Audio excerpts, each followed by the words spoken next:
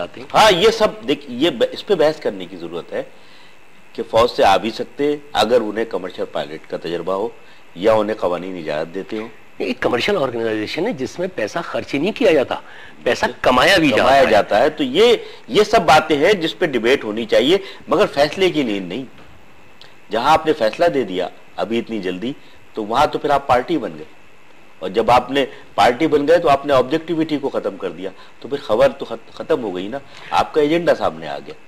अच्छा, अब ये बताइए कि ये जो यंगस्टर्स हैं हमारे रिपोर्टर्स, जाहिर है इनके ऊपर भी प्रेशर्स होते हैं, मैंने देखा है इनको भी, क्योंकि इनके ऊपर भी इनका न्यूज़ एडिटर या डायरेक्टर न्यूज़ जो है मुस्तकिल प्रेशर रखते हैं कि स्टोरी दो हमें। एक तो ये कि ब्रेकिंग न्यूज़ की रेस में शामिल होना है, और दूसरे रेटिंग्स, ये जो एक लफ्ज़ है जिसमें कि इस वक्त पूरी इलेक्ट्रॉनिक मीडिया इंडस्ट्री जो है इसके अंदर एक गिरफ्तार हुई है कि हमें ये भी चाहिए होती हैं। अब इनकी ट्रेनिंग कौन करेगा? अच्छा, हर कोई तो मतलब मास कम्युनिकेशन पढ़ के नहीं आ रहा है, बहुत से हैं जो अपनी खुदादाद सलाहियतों से आ रहे हैं। रिपोर्ट गुजरने के साथ साथ इस बात की अहमियत ज्यादा बनती जा रही है कि इलेक्ट्रॉनिक मीडिया में भी एडिटर का इदारा कायम किया जाए। एडिटोरियल कंट्रोल नहीं है, जो कुछ है जैसा हो रहा है वैसे पेश किया जा रहा है।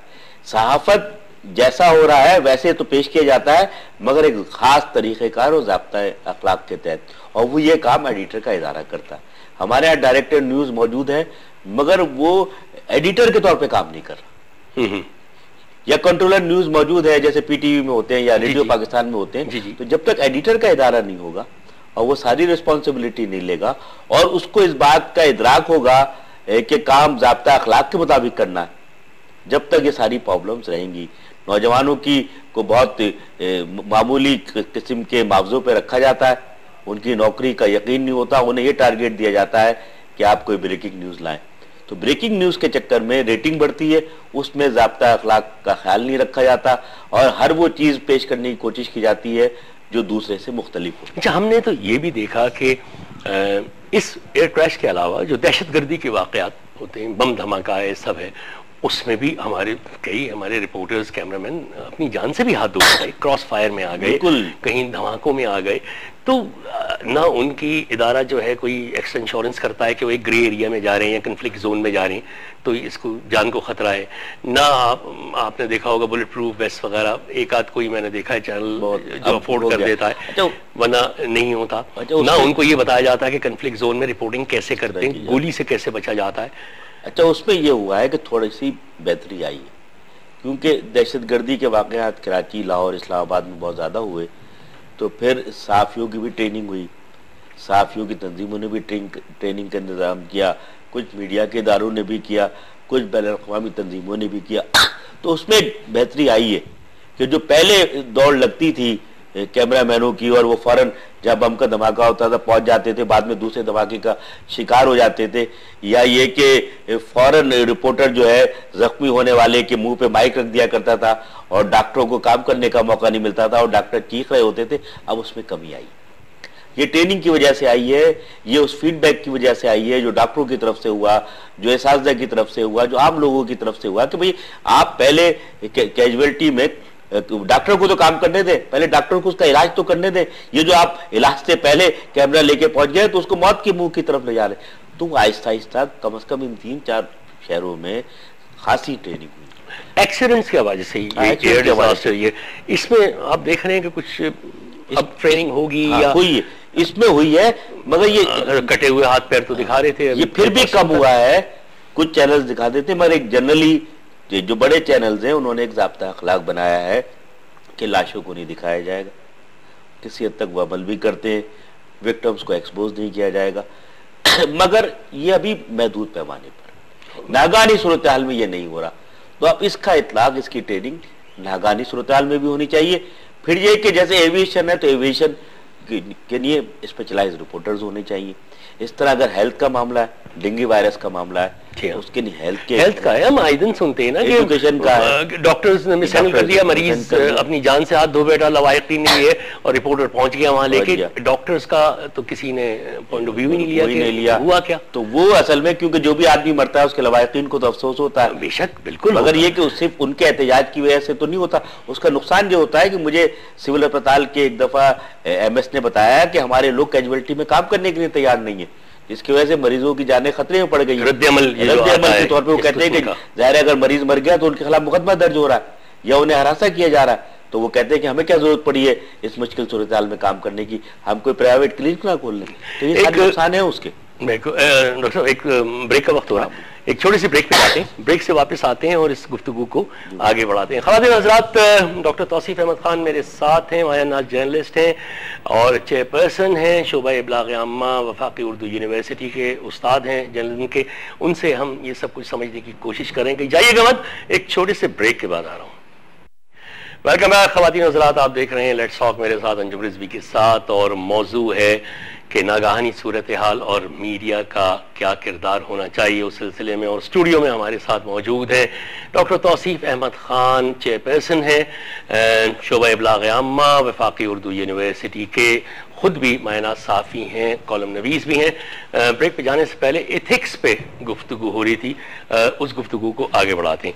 सर अब जैसे अब ये चलिए एविएशन, ये डिज़ास्टर आ गया, कोई ट्रेन डिज़ास्टर है या हॉस्पिटल मैनेजमेंट का या इसका है, सेहत का है, हेल्थ का है, आप क्या समझते हैं कि मसलन एक यहाँ का बहुत बड़ा हॉस्पिटल है, उनके चीफ एग्जीक्यूटिव कई मरतबा मुझसे ये कह चुके हैं कि मैं तैयार हूँ अपनी फैसिलिटेशंस, अपना ऑडिटोरियम, सब कुछ देने के लिए कि आप अपने रिपोर्ट से सहाफ़ियों की टीम लेके आएँ ताकि डॉक्टर्स और सहाफ़ियों में एक तो रेपो बने, दूसरे हम आपको ये समझाएं कि इमरजेंसी में हमारे साथ क्या सूरत हाल है, हमें डिसीजंस कहाँ लेने, और आप समझने की कोशिश करें कि डिसीजंस कहाँ पे आ गए। अच्छा, इससे पहले कि इस बात को शुरू करूं, हमारे साथ सीनियर जर्नलिस्ट हुमायूं गौहर साहब मौजूद हैं, उनसे भी बात कर लेते हैं इस्लामाबाद में।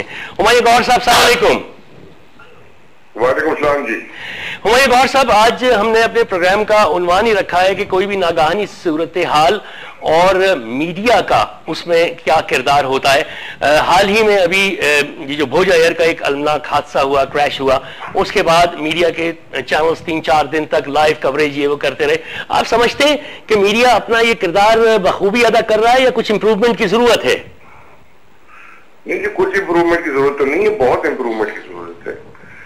और ये फेलियर आप सिर्फ मीडिया के साथ नहीं रख सकते जी। ये इसका फेलियर का सेहरा सबसे ज्यादा रेगुलेटर्स के ऊपर जाता है, रेगुलेटरी फ्रेमवर्क के ऊपर जाता है, पेमरा के ऊपर जाता है कि आप लोग क्या सोए पड़े हैं। बिल्कुल जैसे भोजा एयरलाइन का क्रैश हुआ है, इसमें सबसे ज्यादा जिम्मेदारी सिविल एविएशन अथॉरिटी की है, वो रेगुलेटर है, वो सो रहा था। अब वो थोड़ा बहुत जागा है तो जी इसको ग्राउंड करो और उसकी इंस्पेक्शन करो। इन्होंने FIR कटवा दिया भोजा के ऊपर और उसके लोगों के ऊपर, इनके ऊपर क्यों नहीं किया सिविल एविएशन अथॉरिटी के लिए? ECL पे उसके अफसरान को डाल दिया है, आपने DGCA और उसके बाकी एहलकार हैं जो रिस्पॉन्सिबल थे, उनको क्यों नहीं डाला? उनको क्यों नहीं जेल में डालते आप? वही मीडिया के साथ हो रहा है कि जी मीडिया ने बेहद गैर जिम्मेदारी दिखाई है इस ट्रेजेडी में भी, और पहले भी दिखाते रहे। मगर जो रेगुलेटर है वो किधर गया है? अगर क्लास में बच्चे ठीक तरह काम नहीं कर रहे, मिसबिहेव कर रहे हैं, उल्लड़ कर रहे हैं, तो उस्ताद का होता है ना कसूर जी। क्या कर रहे हो भाई, तुम सो रहे हो? तो देखिए, आप एक बात याद रखें कि पूरी दुनिया की जो मीडिया है, हम बड़ी आसानी से अल्फाज इस्तेमाल करते हैं, आजाद आजाद आजाद। अमेरिका से लेके टोक्यो तक कोई भी आजाद नहीं है। जब तक आप इश्तिहार देने वालों के मरूने मिन्नत होंगे, उनके मोहताज होंगे, तो आप उनसे इश्तिहार नहीं ले सकते। इश्तिहार जो देते हैं वो व्यूअरशिप को देख के करते हैं, रीडरशिप को देख के करते हैं, सर्कुलेशन और ऑडियंस को देख के करते हैं, रेटिंग्स को देख के करते हैं। ये सब रेटिंग्स की दौड़ है। अब हमारे लोग जो हैं ये अब ये तिफले मकतब है, ये नहीं समझते, ये तो समझते हैं कि bad news is good news, मगर बैड न्यूज को और भी बैड करते हैं। इनको लोगों की भी ये नहीं तमीज कि इन्वेजन ऑफ प्रिवेसी का क्या मतलब है जी। वहां क्रैश हुआ नहीं है, वो एयर होस्टेस की मां के पास पहुंचे हुए हैं, उसको बेचारी को रोते हुए सोग में दिखा रहे हैं, उनके बेडरूमों के अंदर घुसे हुए हैं, उन जो लोग मर गए हैं उनके लाशों के टुकड़े लोथड़े दिखा रहे हैं, सामान बिखरा हुआ दिखा रहे हैं, लाशें वो बेचारे उनकी उन लोगों की जो लेके जा रहे हैं चादरों के अंदर डाल के, उसका वो ये दिखा रहे हैं। तो इससे किसको क्या फायदा होगा? और व्यूअर को आप जिसको कहते हैं ना हम अपने पूरे माशरे को ब्रूटलाइज कर रहे हैं, छोटे छोटे बच्चे देख रहे हैं, वो क्या समझेंगे? तो ये आप बस एक दूसरे के साथ आप लोगों ने, और इसमें मैं आपको भी डालता हूँ, जितने हैं मुकाबले में बिल्कुल मतलब पस्ती से भी आप नीचे चले गए हैं इन हरकतों के अंदर। तो ये हो ये रहा है कि भोजा का तो चलो क्रैश हो गया, अल्लाह मग़फ़िरत करे, कसूर उनका भी था, ज्यादा CA का था, मगर ये मीडिया जो है ना, ये अपनी क्रैश की तरफ जा रहा है। अब आप इंग्लैंड में देखें, ये जो मर्डॉक एम्पायर के साथ हो रहा है, ये इन्होंने अपने आप को खुद क्रैश कराया है जी। अपनी आजादी को गलत तरीके से इस्तेमाल करके। आजादी के हुदूद होते हैं, आजादी के हुदूद होते हैं। जब औरों की आप आजादी को मजरू करना शुरू करते हैं तो फिर आप अपने हदूद क्रॉस करके और दूसरों को ट्रेस पास कर रहे हैं। ये आजादी का मतलब नहीं है कि मादर पितर आजाद, जो मर्जी चाहो करो। ये देखिए, आपकी मीडिया में लोग जो है ज्यादातर ये नीम पढ़े लिखे हैं या नीम जाहिल, जो मर्जी आप कह लें, पता है इनको कुछ है नहीं, इधर उधर की बातें सुन के यहाँ वहां के अखबार पढ़ के एक्सपर्ट बन जाते हैं। इनके मालिकान भी हैं इसी हाल में, कोई इनमें पढ़ा लिखा नहीं, किसी चीज की इनको समझ नहीं है। बस वापर पैसा आ गया, चैनल शुरू कर दो, अखबार शुरू कर दो, तो समझते हैं हम इज्जत खरीदेंगे। कोई इज्जत इससे नहीं बढ़ती है। अब ये जी, रेगुलेटरी बॉडीज की पैरवी की तो आपने बात की, आप समझते हैं कि इदारों का, यानी मैं मीडिया के इदारों का या मालिकान की बात कर रहा हूँ, वो भी अपने रिपोर्टर्स को कुछ ट्रेन करें या कुछ कोड ऑफ कंडक्ट बनाए?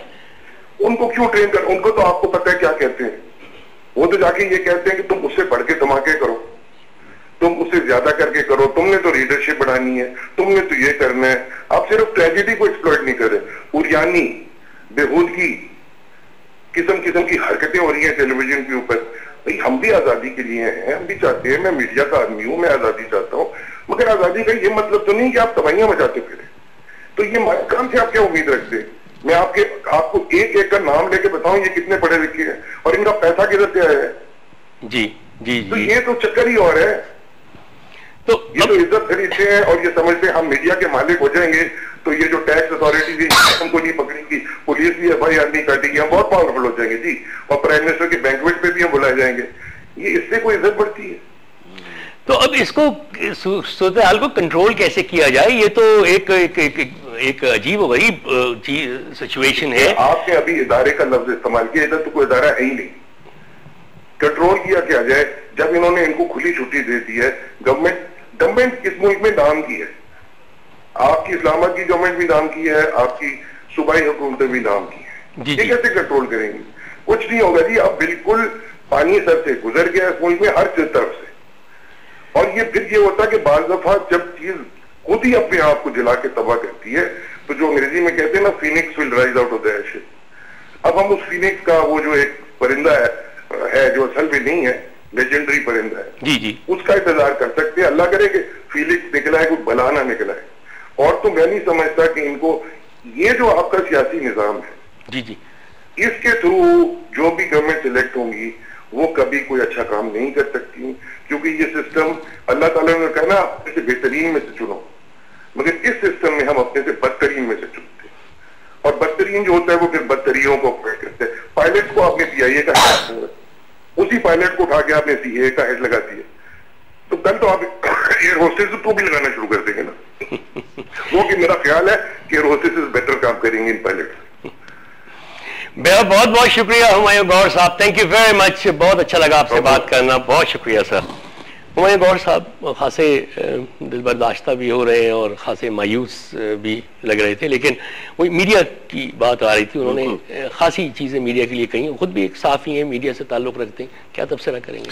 मेरा ख्याल है उन्होंने तो बहुत वही बात की जो है, मारूजी हकीकत है कि मीडिया का जो किरदार है वो कहीं तय नहीं हो पा रहा कि क्या है, और आज़ादी के नाम पे और रेटिंग के लिए वो सब कुछ कर रहे हैं जो कि सहाफ़त के उसूलों के खिलाफ है।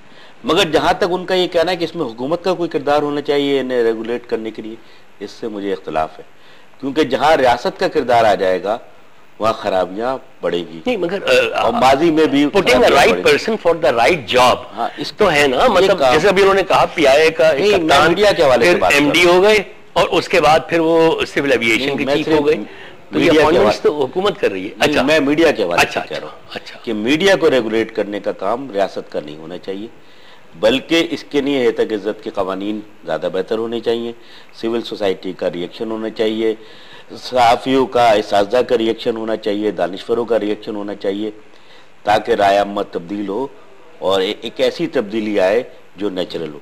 डॉक्टर जोशी, मैं सिर्फ ये कह रहा हूँ, बिल्कुल आपने सही कहा कि लाइबलस लॉज है हमारे यहाँ भी, लेकिन इतने पेचीदा इफेक्टिव नहीं है और पेचीदा इतने